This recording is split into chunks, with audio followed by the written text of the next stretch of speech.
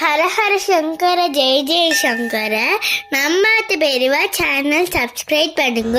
காஞ்சியின் மைந்தனே நீ வா வா வா, காமாட்சி புதல்வனே நீ வா வா வா, காஞ்சியின் மைந்தனே நீ வா வா வா, காமாட்சி புதல்வனே நீ வா வா வா, கருணையின் வடிவமே நீ வா வா வா. கேள்வியின் நாயகன், எல்லார் கேள்விகளுக்கும் அப்பாற்பட்டவர், வேதஸ்வரூபன் ஸ்ரீ மகாபெரிவாளோட பொற்பாதங்களை வணங்கி இன்னைக்கு பதிவை ஆரம்பிக்கிறோம். ஞான திருஷ்டி அப்படின்னா என்ன? எங்கேயோ ஒரு இடத்துல நடக்கிற ஒரு விஷயத்த இங்க இருந்தபடியே தன் மனக்கண்களால உணர்ந்து அறியறது ஞான திருஷ்டி. இந்த ஞான திருஷ்டி யாருக்கெல்லாம் இருக்கும் அப்படின்னா, மிகப்பெரிய மகான்கள், சித்த புருஷாய்வாளுக்கெல்லாம் இருக்கும்.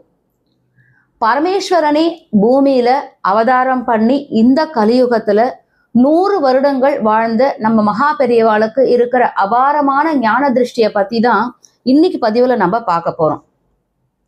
பெரியவாளோட அத்தியந்த பக்தர் ஒருத்தர், IAS அதிகாரி TV சுவாமிநாதன் அப்படின்னு, தன்னோட 11 வயதுல இருந்து மகா பெரியவாளை தரிசனம் பண்றதையும் பெரியவாளை வணங்குறது மட்டுமே தன்னோட ஒரு அனுஷ்டானமா அப்படி வச்சுட்டு இருந்த ஒரு அத்தியந்த பக்தர்.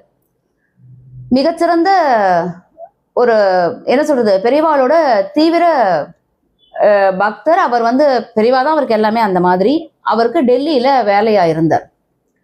எப்பவுமே அடிக்கடி பெரியவாளை போய் தரிசனம் பண்றதுதான் அவருக்கு பிரதான ஒரு காரியமா இருக்கும். டெல்லியில வேலையா இருந்தப்போ ஒரு நாள் என்ன ஆச்சு, அவருக்கு நம்ம சென்னைக்கு போய் காஞ்சிபுரம் போய் பெரியவாளை தரிசனம் பண்ணணும் அப்படின்னு ஆசை வந்துடுது. அப்போ அவர் என்ன பிளான் பண்ணார் அப்படின்னா, டெல்லியிலேருந்து கார்த்தால ஃப்ளைட்ல கிளம்பி சென்னை வந்துட்டு சென்னையிலேருந்து காஞ்சிபுரம் போய் பெரியவாளை தரிசனம் பண்ணணும் அப்படின்ற மாதிரி அவர் பிளான் பண்ணியிருந்தார். சரி, நம்ம எப்படியும் போறோம். அப்போ செக்ரட்டரியா இருந்தார் அவருடைய நண்பர் ராமச்சந்திரன். நம்ம எப்படியும் காஞ்சிபுரம் போறோம், பெரியவாளை தரிசனம் பண்ண போறோம். போகும்போது ராமச்சந்திரன் ஆத்துக்கு போய் அவர்கிட்டயும் இந்த மாதிரி நான் பெரியவாளை தரிசனம் பண்ண போறேன், சென்னை போறேன், காஞ்சிபுரம் போறேன்ற ஒரு இன்ஃபர்மேஷனை பாஸ் பண்ணிட்டு போவோம் அப்படின்னு சொல்லிட்டு அவர் என்ன பண்ணார், நேர ராமச்சந்திரன் செயலர் செக்ரட்டரி இருக்கார் இல்லையா, ஆத்துக்கு வந்தார். வந்துட்டு இந்த மாதிரி நான் கிளம்புறேன், போயிட்டு வர போறேன், பெரியவாளை தரிசனம் பண்ணணும், மனசுல ஏனோ ஒரு ஆசை வந்துடுது. அப்போ அங்க அந்த செக்ரட்டரி ராமச்சந்திரன் அவர் என்ன பண்ணார், ரொம்ப சந்தோஷம், நீங்க பெரியவாளை தரிசனம் பண்ண போறேன், எனக்கு ஒரே ஒரு உபகாரம் மட்டும் பண்ண முடியுமா அப்படின்னு கேட்டார். தாராளமா, என்ன சொல்லுங்கோ அப்படின்றச்ச அந்த ராமச்சந்திரன் என்ன பண்ணார், தன்னோட ஆத்துல தோட்டத்துல நிறைய பச்சை கொண்டக்கடலை நிறைய விளைஞ்சிருந்தது. அது எல்லாத்தையும் பறிச்சுன்னு இவர்கிட்ட ஒரு பையில போட்டு மூட்டையா கட்டி, நீங்க பெரியவாளை தரிசனம் பண்ண போறேன்னு இந்த பச்சை கொண்டக்கடலை எங்க ஆத்துல நிறைய விளைஞ்சிருக்கு, இது நீங்க கொண்டு பெரியவா கிட்ட சேர்த்துடுங்கோ அப்படின்னு சொல்லி கொடுக்குறாரு. இவரும் ரொம்ப சந்தோஷமா வாங்கிட்டு, ஆகா தாராளமா பெரியவா கிட்ட சமர்ப்பிச்சுடுறேன், உங்களோட இதுவா கொண்டு சேர்த்துடுறேன் அப்படின்னு சொல்லி வாங்கிண்டார். கார்த்தால ஃப்ளைட்ல கிளம்பி ஈவினிங் சென்னை காஞ்சிபுரம் போகணும்னு பிளான் பண்ணிட்டு இருந்த இந்த TV சுவாமிநாதன் IAS அதிகாரிக்கு என்ன ஆச்சுன்னா, அன்னைக்கு ஏதோ காரணத்தினால ஃப்ளைட் டிலே ஆயிடுது. ஸோ அவர் அங்கேருந்து பாலம் ஏர்போர்ட்டுக்கு, டெல்லியில பாலம் ஏர்போர்ட்டுக்கு கிளம்பி காஞ்சிபுரம் வர்றதுக்கு ராத்திரி ஆயிடுது. ராத்திரி ரொம்ப டைம் ஆயிடுது. இருந்தாலும் அவர் விடல, நேரம் கிளம்பி காஞ்சிபுரத்துக்கு ஸ்ரீமடத்துக்கு வந்துட்டார். அங்க பெரியவாளை தரிசனம் பண்றதுக்கு அங்க வெயிட் பண்ணிட்டு இருந்தார். அடுத்த நாள் அன்னைக்கு நைட்டே அங்க வந்திருக்கப்போ அவர் என்ன பண்ணார், பெரியவாளை தரிசனம் பண்றச்ச ஒரு பெரிய மூங்கில் தட்டுல பெரியவாளுக்கு என்னெல்லாம் தான் வாங்கிட்டு வந்தோமோ விதவிதமா பழம், கல்கண்டு, திராட்சை, முந்திரி என்னென்ன இருக்கோ அத்தனையும் பெரியவாளுக்கு மூங்கில் தட்டுல அடுக்கி வச்சுட்டு, இந்த ராமச்சந்திரன் கொடுத்தாரோன்னு அந்த பச்சை கொண்டக்கடலை அதையும் எடுத்து அந்த மூங்கில் தட்டுல வச்சார். அப்போ அந்த கூட இருந்த சிஷ்யர் கேட்டார், என்னன்னா எல்லாம் எடுத்துட்டு வந்திருக்கேள், இந்த திரவியம் இதெல்லாம் வச்சுருக்கேள், சந்தோஷம், பச்சை கொண்டக்கடலை கொண்டு வந்திருக்கேள், ஏதாவது விசேஷமா நீங்க இப்படி கொண்டு வந்திருக்கேள்? இல்லை, நான் வர்ற வழியில செக்ரட்டரியை பார்த்தேன், அவர் நீங்க இதை கொண்டு பெரியவாள்கிட்ட சேர்த்துருங்கோ அப்படின்னு சொன்னார், கொண்டு வந்திருக்கேன். ஏன் என்ன ஆச்சு, என்ன ஏதாவது இதுவா அப்படின்னு இவர் கேட்கறச்ச அந்த சிஷ்யர் சொல்றார், பெரியவா நேத்திக்கு கார்த்தால அனுஷ்டானம்லாம் முடிச்சுட்டு ஜெபம்லாம் பண்ணி பிரசாதம்லாம் எல்லாருக்கும் கொடுத்துட்டு எங்கள்கிட்ட கேட்டா, இந்த பச்சை கொண்டக்கடலை கிடைச்சா கொஞ்சம் கொண்டு வாயேன் அப்படின்னு பெரியவா எங்கள்கிட்ட கேட்டா, அந்த நேரத்துக்கு எங்களால் எங்கேயும் போய் அதெல்லாம் தேட முடியல, பச்சை கொண்டக்கடலை கிடைக்கல. அப்போ நாங்க என்ன பண்ணோம், வெள்ளை கொண்டக்கடலை கொஞ்சம் இருந்தது, அதை கொண்டு வந்து பெரியவாள்கிட்ட இது பண்ணோம்.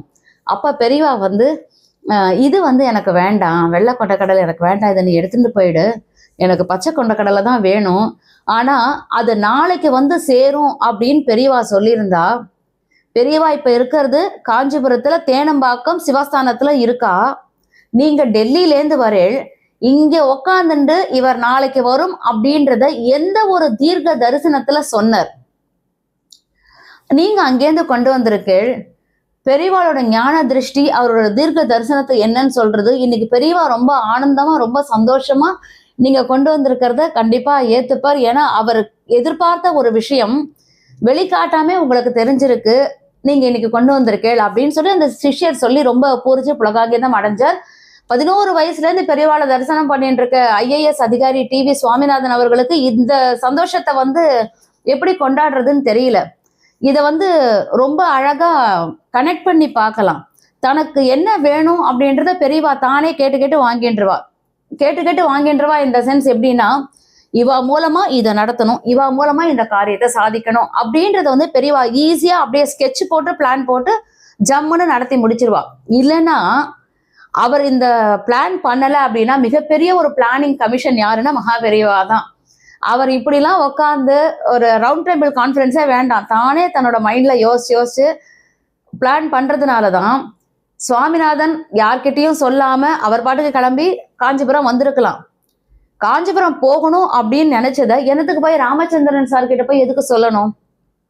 இங்கேருந்து சும்மா கிளம்பாம எதுக்கு செக்ரட்டரியாத்துக்கு போவானே, அங்க போய் நான் காஞ்சிபுரம் போறேன்னு சொல்ல போக அவர் தன்னாத்துல இருக்கிற அந்த கொண்டக்கடலைய கொண்டு வந்து இங்க சேர்க்கணும் அப்படின்றத அவர் மனசுல நினைச்சு கொண்டு வந்து அது பெரியவாளுக்கு சேர்ந்தெடுத்து.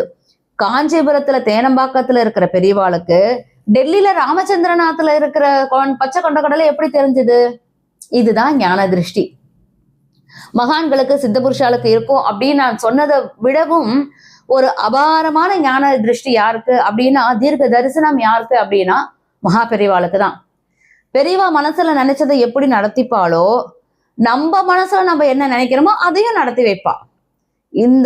இந்த காரியம் இப்படி ஆரம்பிச்சிருக்கோம், இது நல்லபடியா நடக்கணும் பெரியவா, இதை நீங்க தான் நல்ல ஸ்திதியில கொண்டு போய் சேர்க்கணும், இதுக்கு வழி பண்ணுங்கோ அப்படின்னு ஆத்மார்த்தமா நம்ம மனசுல நினைச்சாலும் அதையும் அந்த பரம்பொருள் தீர்க்க தரிசனத்துல உணர்ந்துண்டு அதுக்கேத்த மாதிரி பிளான் போட்டு அது எப்படி ஸ்கெட்ச் போடணும் மேப் எல்லாம் போட்டு அழகா கொண்டு அந்த டெஸ்டினேஷன்ல அதை வந்து சேர்த்துருவா. பெரியவா பண்ணாத லீலைகள் அனுகிரகங்கள் அப்படின்றது எதுவுமே கிடையாது. எதையுமே அவர் விட்டு வைக்கவே இல்லை. சாமானியன்ல ஆரம்பிச்சு மிக உயர்ந்த அதிகாரி வரைக்கும் எல்லாருக்கும் தான் யாருன்றதை நிரூபிச்சிருக்கார். இப்போ அப்பேற்பட்ட ஒரு மகானாதான் ஒவ்வொரு தரமும் அவருடைய அனுகிரகத்தை நம்பாத பெரியவா யூடியூப் சேனல் மூலமா உங்க எல்லாருக்கும் கொண்டு சேர்க்கிற ஒரு மிகப்பெரிய பாக்கியத்தை, இதை ஒரு கைங்கரியமா எங்க கிட்ட பெரியவா ஒப்படைச்சிருக்கா. எங்களால முடிஞ்ச வரைக்கும் பெரியவாளோட அனுகிரகத்தை உங்க எல்லாருக்குமே நாங்க ஷேர் பண்ணிட்டே இருக்கோம். தொடர்ந்து இணைஞ்சிருங்கோ நம்பாத்து பெரியவா யூடியூப் சேனலோட. இதே மாதிரி ஒரு அற்புதமான பதிவோட மீண்டும் உங்களை சந்திக்கிறோம். ஹரஹர சங்கர, ஜெய ஜெய சங்கர, ஸ்ரீ மகா பெரியவா சரணம். நம்பாத பெரியவா யூடியூப் சேனலை எல்லாரும் சப்ஸ்கிரைப்